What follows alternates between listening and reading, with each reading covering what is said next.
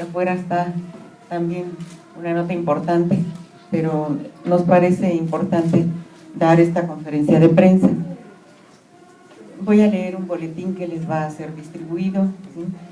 La pensión federal para los adultos mayores que se presentó no es universal, no es generalizada, es centralista y desaparece las experiencias locales exitosas. Se copia mal lo realizado en el Distrito Federal y el monto del beneficio se ubica por debajo de la línea de bienestar mínimo fijado por el Coneval. Al aplicarse esta pensión en el Distrito Federal, se excluirán a 386,000 adultos mayores de 68 años.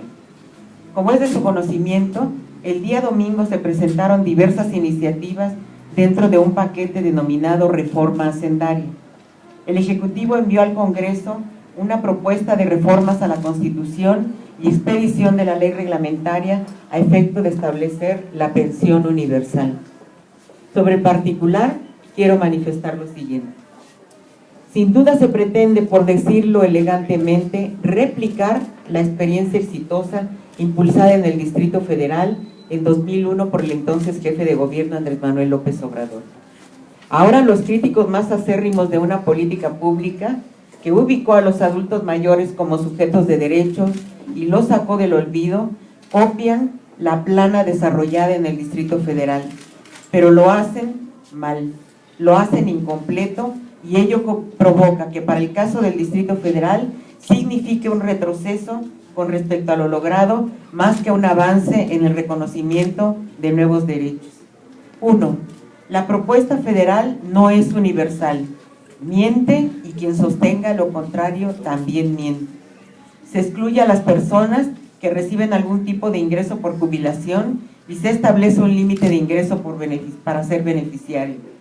De acuerdo a la información disponible, será excluido alrededor de 1.3 millones de personas que reciben alguna pensión de naturaleza contributiva. De acuerdo a la información contenida en la iniciativa, 60% de los hogares con pensión o jubilación perciben ingresos que oscilan entre 1,400 y 2,900 pesos. Esto no refiere a ingresos por persona, sino todo aquello que ingresa al hogar, lo cual resulta insuficiente para atender sus necesidades básicas y, por supuesto, no los ubica de ningún modo en un segmento privilegiado de ingresos. En 2010, 6.9 millones de mexicanos tenían 65 años y más. La gran mayoría de estas personas carecen de seguridad social y menos de la mitad son derechohabientes de algún sistema formal de seguridad social. Más del 80% de la población de esta edad no percibe ingresos o recibe menos de un salario mínimo mensual.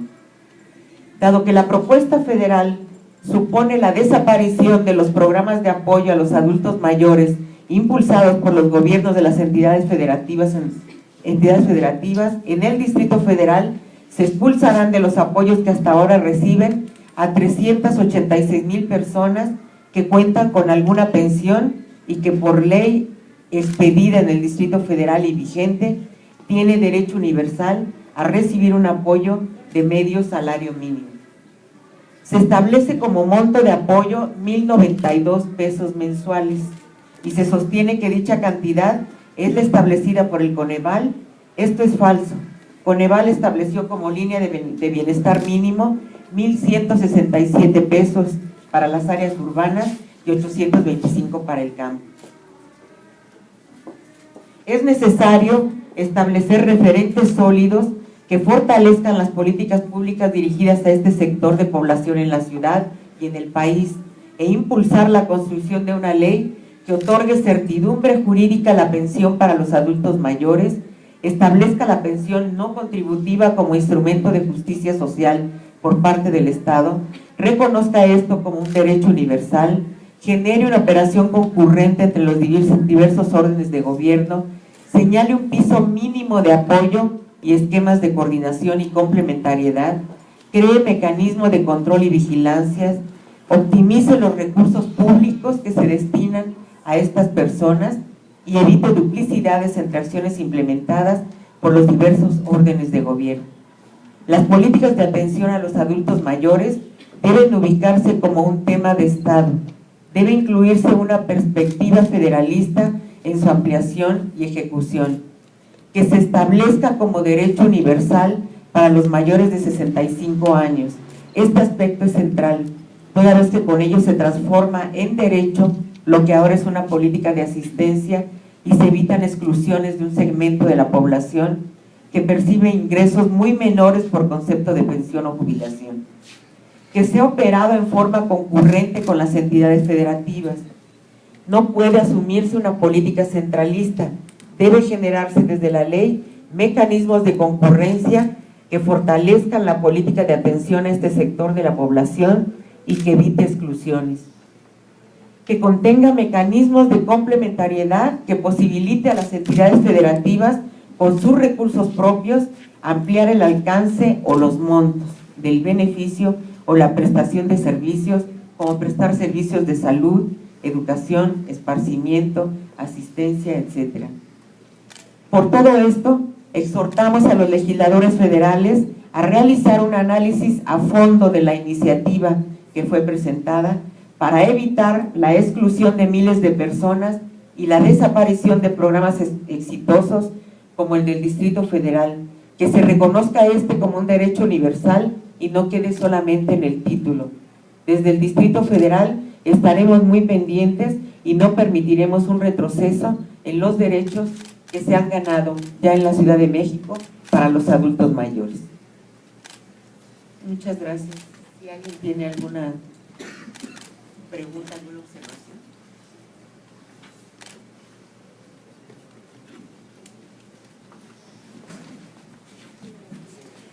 Sofía Cruz de MBS.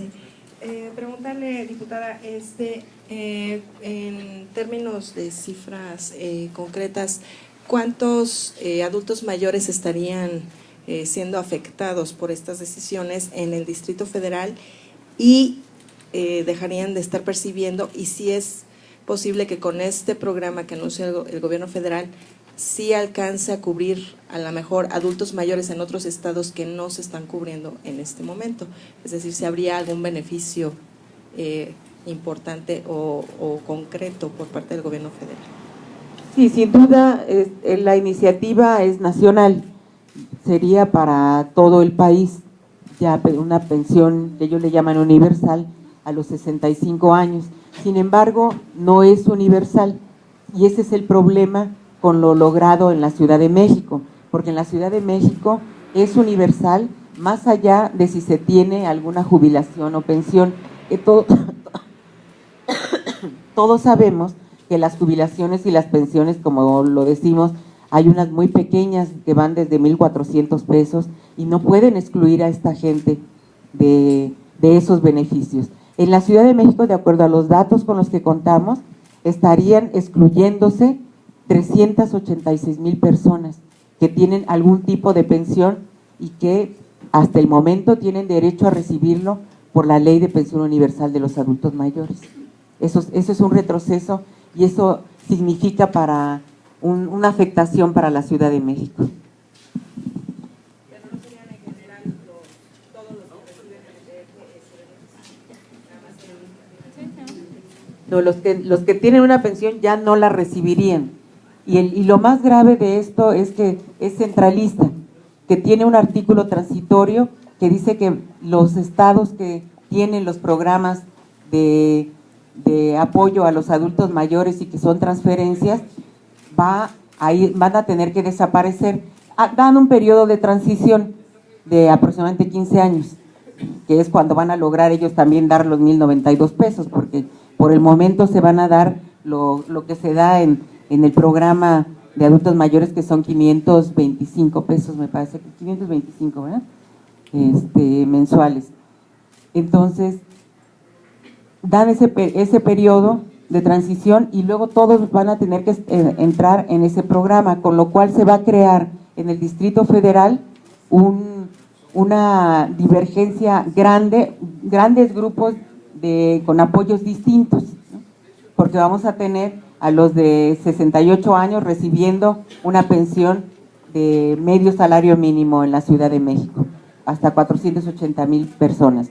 Vamos a tener a los que van a recibir 525 de 65 a 67 del gobierno federal. Vamos a tener los que no tienen pensión, pero que ya tienen más de 68, 65, donde van a tener un apoyo doble del gobierno federal y del apoyo y del gobierno de la ciudad.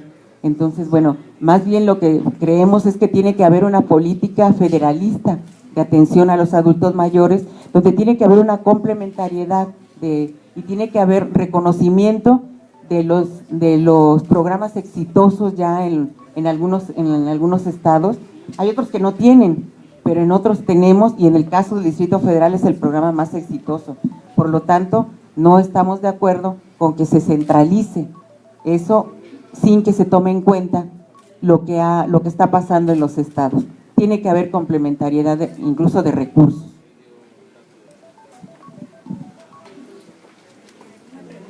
Cada vez hay gente mayor. ¿Cómo abarcaría este presupuesto para toda esta gente que ya en la actualidad ya es mayor de edad? Bueno, se están haciendo las previsiones presupuestales. Incluso en la propia iniciativa se establece la posibilidad de crear un fideicomiso para ir haciendo las previsiones presupuestales de todos aquellos que vayan cumpliendo 18 años. Y en la Ciudad de México, pues se tiene toda la previsión presupuestal para atender.